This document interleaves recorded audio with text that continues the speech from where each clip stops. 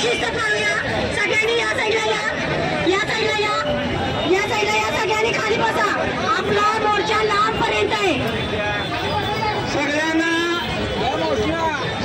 विनंती आहे, इकडे समोर या, इकडे ट्रॉफिक पॅक करून आहे, खाली बसा प्लीज, खाली बसा, सगळे खाली बसा। मी अर्जुन कोळी, अध्यक्ष महाराष्ट्र राज्य नगरपालिका आणि महानगरपालिका शिक्षक संघटना।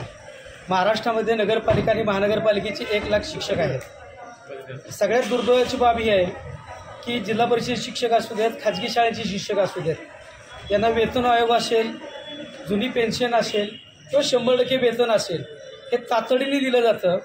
परंतु सगळ्यात मोठं जर वेठबिगार म्हणून कोणाला राबवलं जात असेल तर या महाराष्ट्रातील नगरपालिका आणि महानगरपालिकेच्या शिक्षकांना अद्यापही महाराष्ट्रामधल्या कोणत्याही नगरपालिका आणि महानगरपालिका शिक्षकांना DCBS नाही, NPS नाही किंवा UPS असल्या कोणत्याही प्रकारच्या योजना लागू केलेल्या नाहीत। आणि म्हणून आमच्या संघटनेने परवा दिवशीच मुख्यमंत्र्यांना पार्टी करून आम्ही 100 शिक्षक 15 ऑक्टोबरला मंत्रालयाच्या समोर आत्मदहन करणार आहे, अशा प्रकारचा आम्ही मंत्रालयामध्ये इशारा दिलेला आहे। मुख्यमंत्री उपमुख्यमंत्र्यांना आम्ही त्यांनाही कोर्टामध्ये पार्टी केलेली आहे।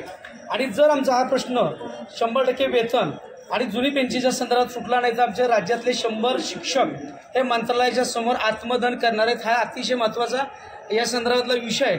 शासन एकीकडे खाजगी शाळांना देत आहे पण नगरपालिका महानगरपालिका शाळांना देत नाही। या ठिकाणी वेठबिगार म्हणून शिक्षकांना राबवलं जाते। आज 15 आणि 20 हजार शिक्षक घेतले जातात आणि विद्यार्थ्यांना अतिशय बेटीच धरलं जाते।